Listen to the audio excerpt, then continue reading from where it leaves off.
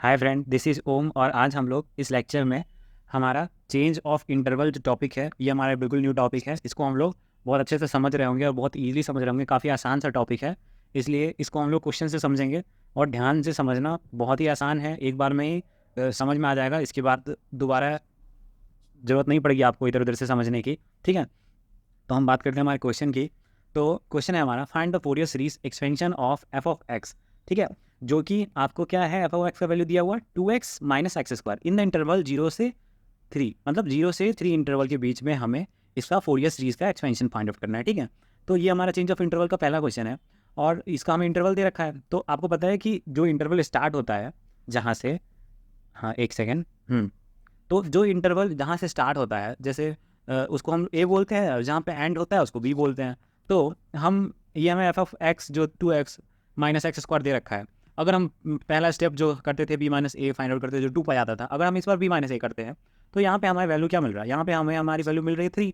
तो अब 3 मिल रही है, तो हम लोग ने 2 पाई के लिए क्या किया था, हमारे जनरल जो फोरियर सीरीज का फॉर्मूला होता है, ठीक है, उसमें हमने 2 पाई को सब्सिट्यूट कर दिया था। ठीक है, 2 पाई से, तो उससे क्या हो गया, फार्मूला थोड़ा सा, ये लंबा सा फार्मूला थोड़ा छोटा पड़ गया था हम लोगों को। ठीक है, लेकिन अब क्या करेंगे, अब बी माइनस ए की जगह जैसे 2 पाई सब्सिट्यूट किए थे, वैसे ही बी माइनस ए की जगह पे अब हम 3 सब्सिट्यूट करेंगे।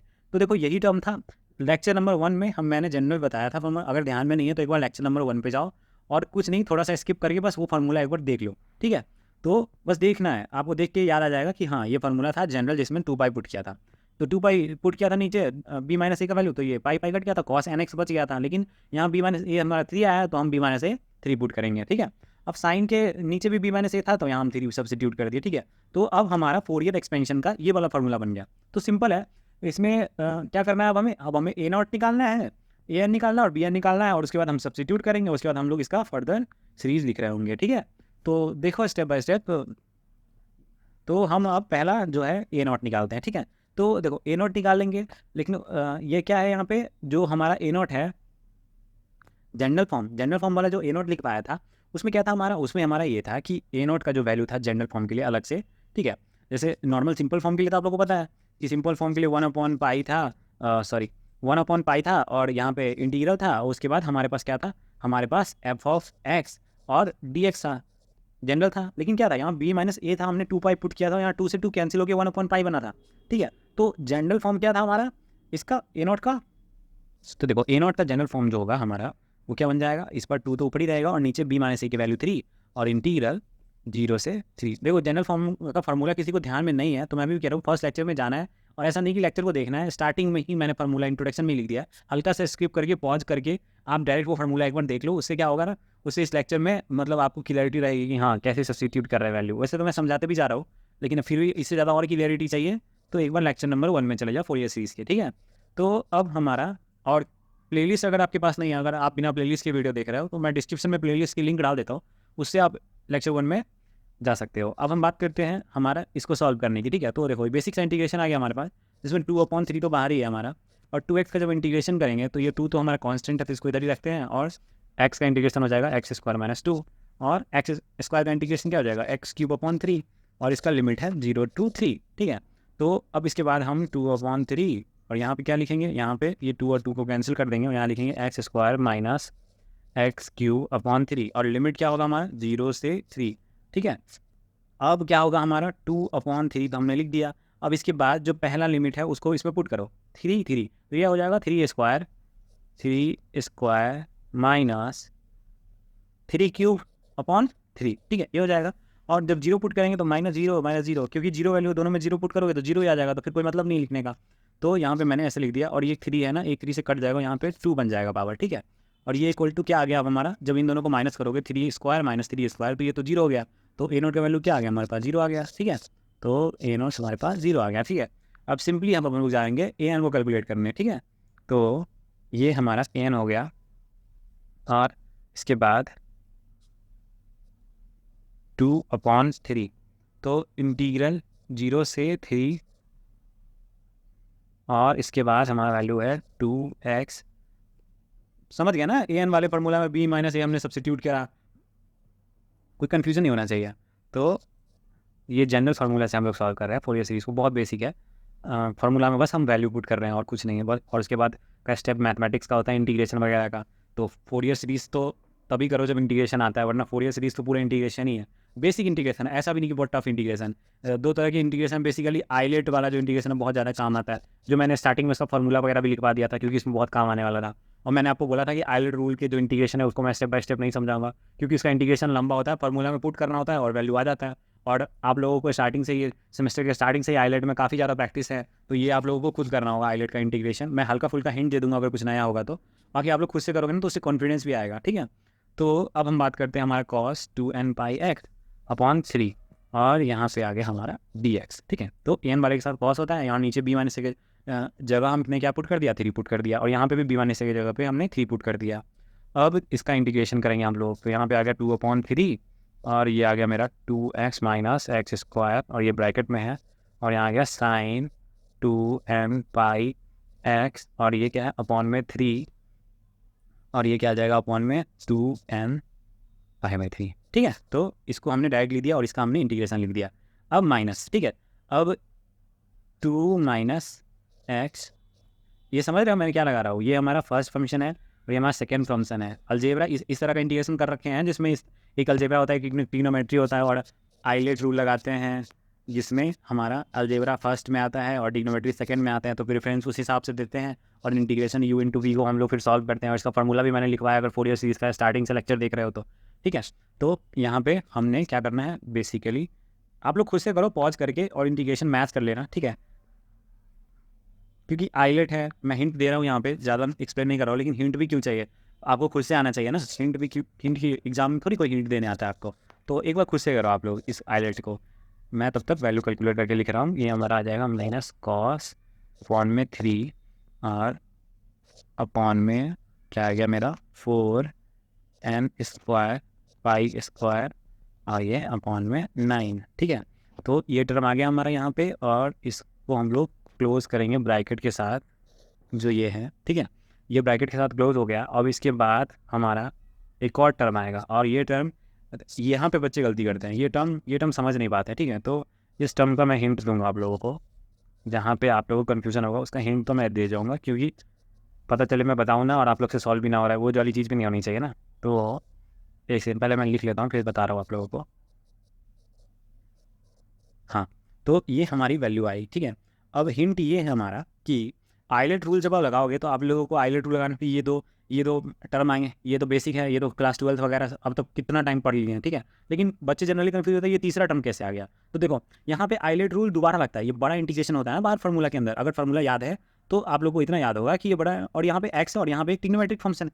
तो क्या होगा यहाँ पे कि फिर से आइलेट लग गया, तो एक्स क्या है अलजेब्रा, और ट्रिग्नोमेट्री सेकंड में, ठीक है, ट्रिग्नोमेट्रिक टर्म सेकंड में, और ये अलजेब्रिक टर्म, तो फिर से इंटीग्रेशन लगेगा, और यहाँ पे क्या हो जाएगा मेरा कॉस का इंटीग्रेशन साइन, और इस तरह से मेरा एन स्क्वायर था ना नीचे, और फिर एक और एन जो होता है यहाँ से, फिर हमारा क्या होगा नीचे डिवाइड में जाएगा, और यहाँ पे एन क्यूब आ जाएगा। तो आई होप कि आप लोगों ने खुद से इंटीग्रेशन करके मैच कर लिया होगा, और कोई कन्फ्यूजन हुआ होगा तो यहाँ पे हिंट भी मिल गया होगा आप लोगों को।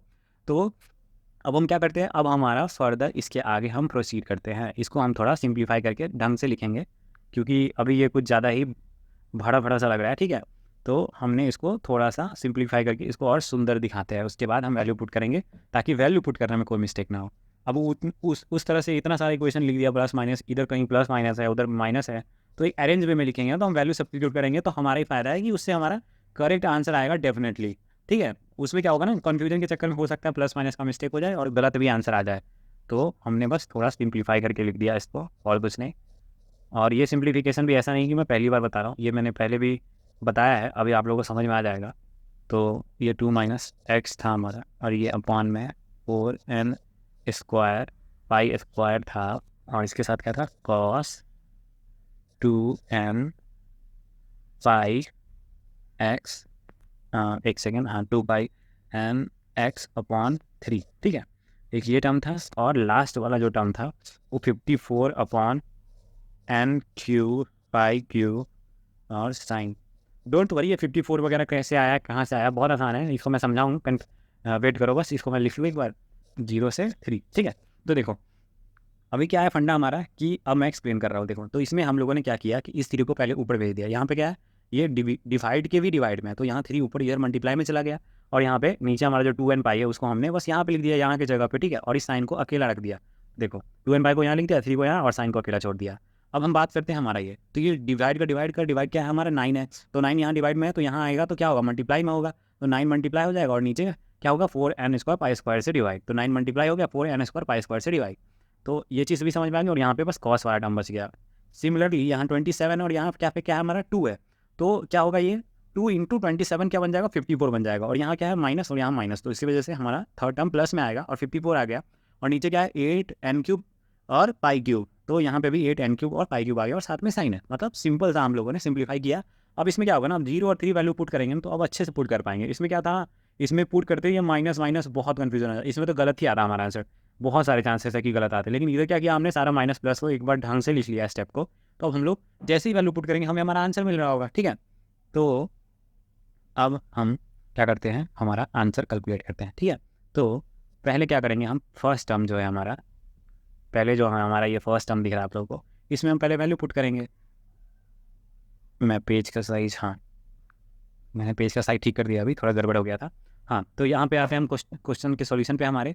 तो अब हमको ये बताओ कि पहले हम 3 वैल्यू पुट करते हैं साइन वाले टर्म में और फिर -0 इसी वाले टर्म में पुट करके। तो जब हम 3 पुट करेंगे किसकी जगह, x की जगह, तो x की जगह 3 पुट करते हैं, देखते हैं क्या आता है। तो यहाँ पे टर्म है हमारा, यहीं पे मैं शो करके दिखाता हूँ, देखो 3 पुट करोगे तो ये क्या आ जाएगा 6, -3 का स्क्वायर क्या आ जाएगा 9, तो यहाँ ना -9 6 -9 क्या हो गया -3, तो बाहर 2/3 तो है ही, लेकिन यहाँ पे क्या हो गया 3 इंटू -3 हो गया, और अपॉन क्या है, अपॉन में मेरा 2n पाई है। अब हम लिखते हैं हमारा साइन वाला टर्म, देखो अगर साइन वाला टर्म हम लिखेंगे, यहाँ x का वैल्यू क्या है 3, तो 3 से 3 कैंसिल हो जाएगा और क्या बचेगा साइन 2n पाई बचेगा, साइन 2n पाई बचेगा, और 2n पाई होता है साइन तो वैसे ही 0 होता है, तो 0 लिख दो इसको, ये पूरा टर्म ही 0 हो गया उससे। और फिर माइनस इस टर्म में अब हम 0 पुट करते हैं, माइनस करके इस टर्म में 0, तो कॉस 0, और यहाँ पे 0 0 पुट करोगे तो ये टर्म भी 0, तो क्या हो गया, ये फाइनली हमें 0 मिल गया। तो अब तक देखते हैं जनरली साइन वाला टर्म रहा है तो वो 0 ही हो गया।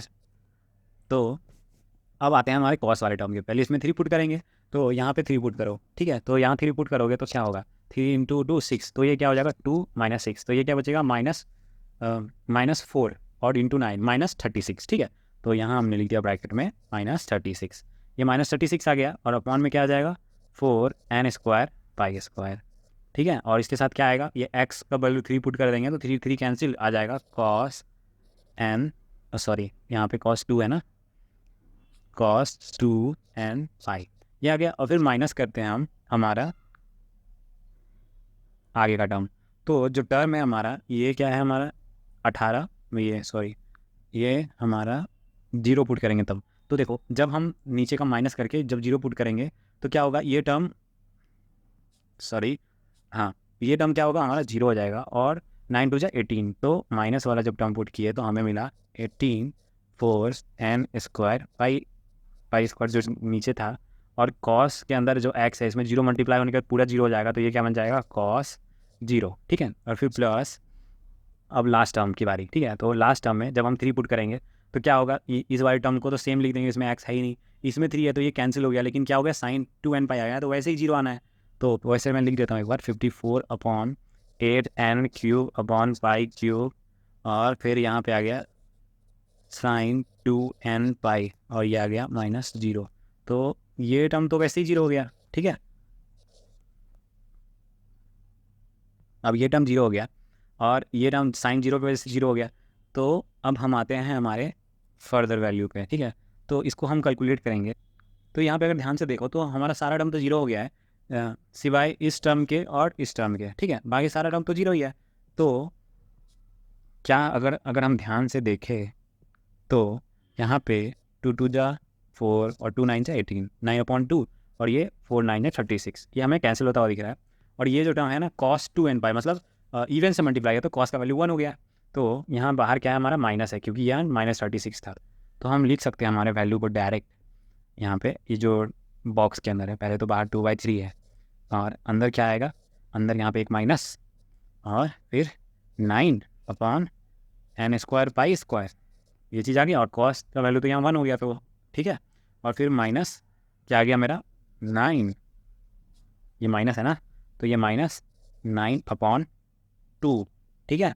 और नीचे में क्या है हमारा n² पाई स्क्वायर, ठीक है। बस यही दोनों टर्म बच गया था। तो इसके बाद हम इसको फर्दर सिंप्लीफाई करेंगे। तो अगर हम ध्यान से देखें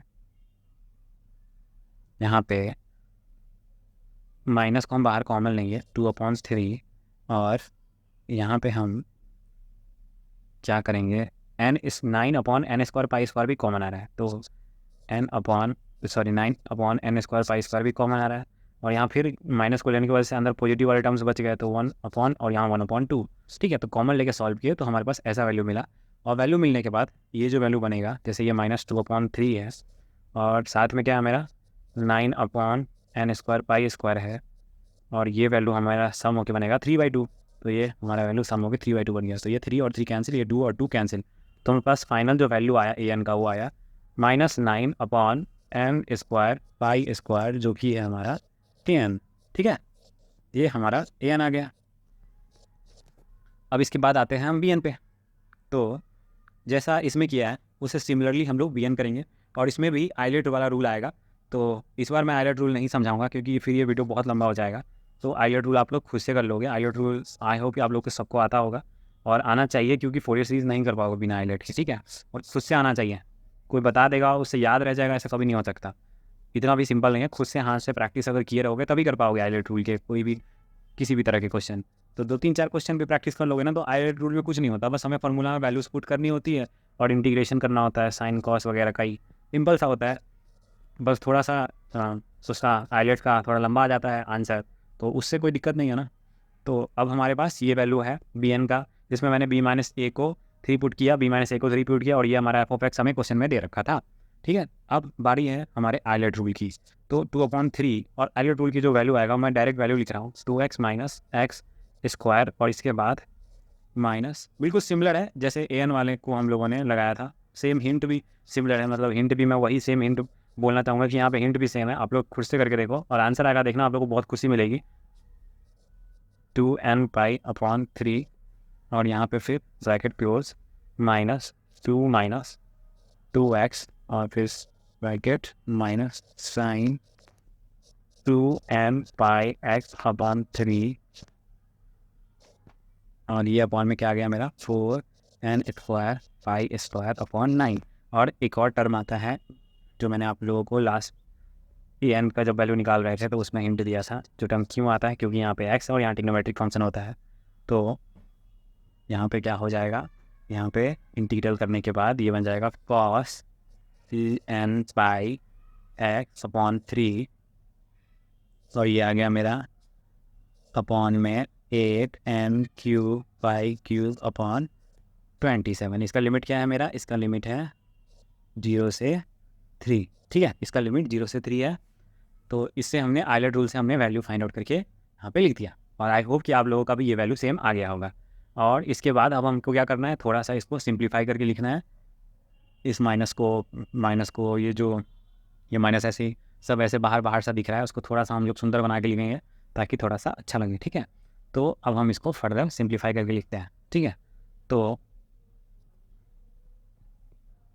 ये मैंने लिख दिया 2/3 और ये mod 3x² - 2x upon 2n π, और ये cos, और ये आप लोगों को पता है उसकी, अब ये चीज़ कैसे लिख रहा हूँ मैं, नीचे का ऊपर आ जाता है, याद आ रहा है ना कुछ। तो +9 2 - 2s upon 4n² π² sign 2n πx, और ये अपॉन में 3, ठीक है।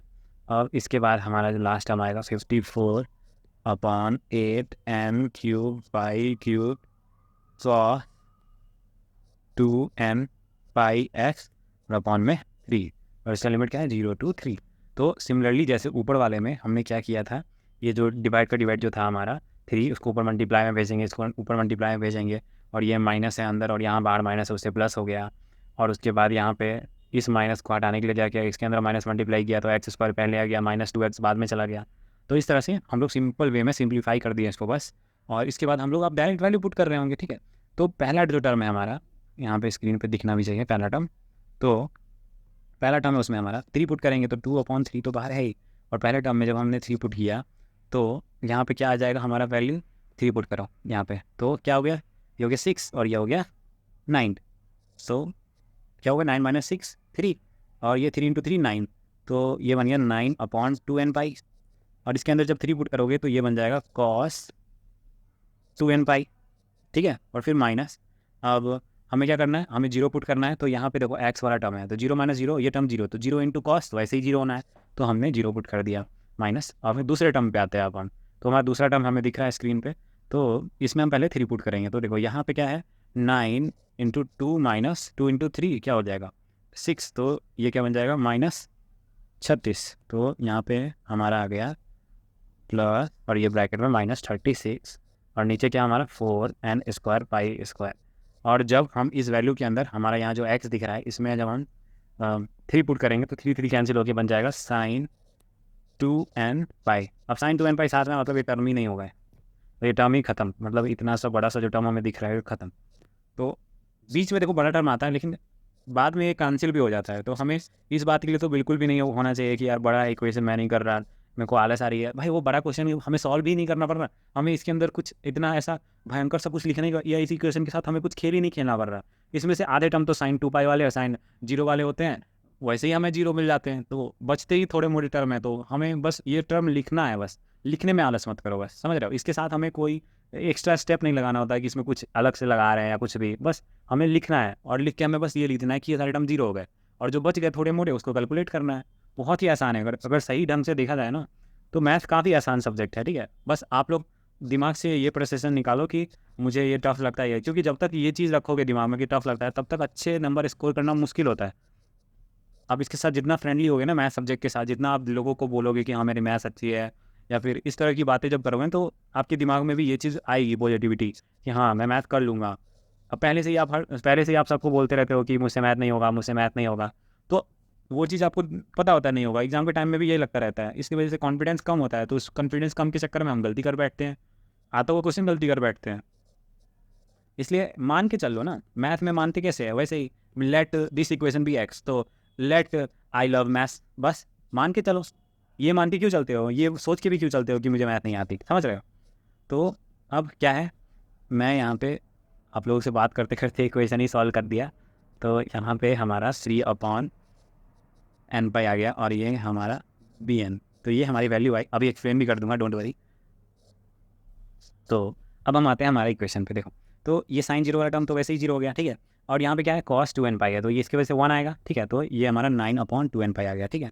अब हम आते हैं इन दोनों वैल्यू पे। देखो इन दोनों वैल्यू में अगर एक चीज़ सिमिलरिटी देखोगे तो ये हमें क्या देगा, ये हमें 1 देगा और ये भी हमें 1 देगा। पहले क्या हमने 3 पुट किया फिर हमें 0 पुट किया तो हमें ये मिला है, तो ये दोनों वैल्यू 1 देगा। तो अगर देखा जाए ध्यान से तो ये दोनों वैसे ही सेम हो गया।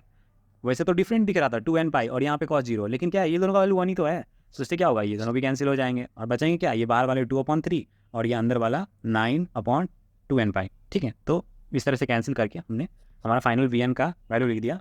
अब हम हमारे फाइनल स्टेप पे पहुँचेंगे जो कि हमारा आंसर है। तो हम अपना फाइनल स्टेप लिखेंगे, from 1 to x minus x square equal to -9/पाई² summation n equal to 1 to infinity और 1/n² cos 2n पाई x/3 प्लस 3/पाई, जो कि हमारा यहाँ वैल्यू है। मैंने यहाँ कॉन्स्टेंट है 3/पाई, बाहर हमने कॉमन लिया और समेशन n इक्वल टू, बस हमने हमारे फार्मूले के अंदर जो भी वैल्यू आ गया हमारे पास a0 an और bn उसको हम सब्स्टिट्यूट कर रहे हैं, ठीक है। सो 1/n और साइन 2n पाई x/3। तो हम बोल सकते हैं कि यहाँ से लेकर के यहाँ तक हमारा फाइनल इसका सीरीज आ चुका है हमारे पास, ठीक है। तो देखो इसका सीरीज आ चुका है और हमारा वैल्यू जो आया था यहाँ पे माइनस, देखो अब अगर हम an पे आए, देखो a0 वाला टर्म नहीं दिख रहा होगा क्योंकि a0 का वैल्यू अगर आप लोगों को ध्यान से याद हो तो a0 का वैल्यू हमारे पास 0 मिला था हमें, ठीक है। तो यहाँ an की वैल्यू -n² है, तो -9 था, तो -9/पाई² तो कांस्टेंट है ना, इसको बाहर लिख दिया बस। 1/n² कांस्टेंट नहीं है यहाँ पे, 1 से इन्फिनिटी चेंज हो रहा है इसलिए इसको अंदर लिख दिया, ठीक है। तो बस हमने फार्मूला में सब्स्टिट्यूट किया और हम बोल सकते हैं ये हमारा रिक्वायर्ड फोरियर सीरीज है, ठीक है। तो आई होप कि आप लोगों को अच्छे समझ में आ गया होगा। आज के लिए इतना ही, थैंक यू।